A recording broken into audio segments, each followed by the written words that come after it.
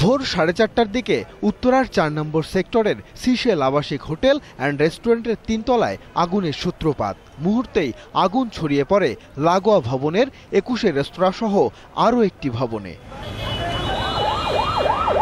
এলাকাবাসী দমকল বাহিনীকে খবর দিলে ঘটনাস্থলে আসে 15টি ইউনিট। এর মধ্যেই পুড়ে ছাই হয়ে যায় ভবন 3টির কয়েকটি ফ্লোরের মূল্যবান জিনিসপত্র। স্থানীয়রাও আগুন নেভানোর কাজে সহায়তা করেন। ভবনে আটকে পড়া কয়েকজনকে আহত অবস্থায় উদ্ধার করে হাসপাতালে পাঠানো হয়। দীর্ঘ 6 ঘন্টার চেষ্টায় নিয়ন্ত্রণে আসে আগুন।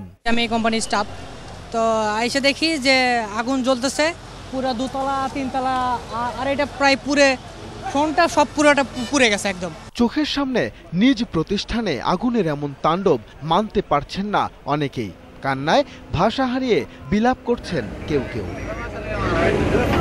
সবই তো শেষে, এখন আর কি বলবো, এর কিছু বলার নাই। আগুন লাগার কারণ জানা না গেলেও গ্যাসের চুলা থেকে ছড়াতে পারে বলে প্রাথমিকভাবে ধারণা করছে দমকল বাহিনী। কারণ অনুসন্ধানে গঠন করা তদন্ত কমিটি আগামী 15 দিনের মধ্যেই রিপোর্ট পেশ করবে বলে জানান এই কর্মকর্তা। যেহেতু রেস্টুরেন্টে এখানে হাইলি ডেকোরেট ছিল এবং উইদিন ফ্র্যাকশন অফ টাইমের ভিতরে কিন্তু আগুনটা স্প্রেড হয়, প্রপাগেট হয়। এদিকে আগুনের ধোঁয়ায় সিশেল হোটেলের 302 নম্বর রুমে আটকে পড়া দুজনকে উদ্ধার করে ঢাকা মেডিকেল কলেজ হাসপাতালে নেওয়ার পর তাদের মৃত ঘোষণা করেন কর্তব্যরত চিকিৎসক। আদিত্য মামুন, 21 টেলিভিশন, ঢাকা।